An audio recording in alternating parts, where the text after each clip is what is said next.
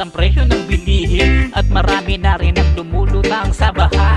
Ilang kababayan na rin natin ang bahay ay nawala. Lagi na lang pang dadanas ng ganitong mga problema, kaguluhan. Bakit hindi na lang magkaisa? Hindi naman kailangan na tayo maglaban-laban. Tayo ay Pilipino, iisa lang ang lupa na tinatapakan. Kahirapan, yan ang matindi na kalaban. Huwag puro sisi, kailangan din natin kilusan. Walang mangyayari kung puro tayo bangayan.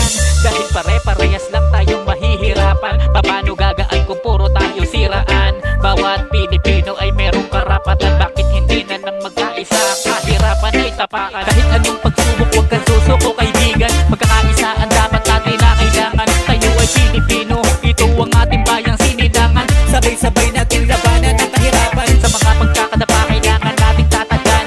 Hindi mo kailangan na ikaw ay panghinaan. Dahil lahat ng mga problema ay malalabasan. Kaya halika dito magkaisa tayo kaibigan. Dahil sa sariling kagustuhan, ilang pamilya ang lubog sa kahirapan. Mga batang namamalimos sa daan para lamang merong panlaman sa tiyan. Ano kaya ang nangyari sa ating kapaligiran? Palaging binabaha, kalsada natin ay putikan. Laman palagi ng balita, puro kaguluhan. Hindi natatapos ang kanya-kanyang pagalingan. Palagi pasiktaban ng pangalan na kung sino ang may nagawa, siya ang bida sa larangan. Dapat siguro ay magkaisa na lang. Kung bang problema natin ay malampasan, tayo din ang gagawa ng paraan para maabot natin ang ating kailangan. Huwag natin na isisi sa iba ang ating pagkukulang. Bumilos tayo ng may pagkakaisa at merong pagtutulungan. Kahit anong pagsubok, huwag kang susuko kaibigan. Pagkakaisa ang dapat natin na kailangan. Tayo ay Pilipino, ito ang ating bayang sinilangan. Sabay-sabay nating labanan ang kahirapan. Sa mga pagkakadapa kailangan nating tatagan.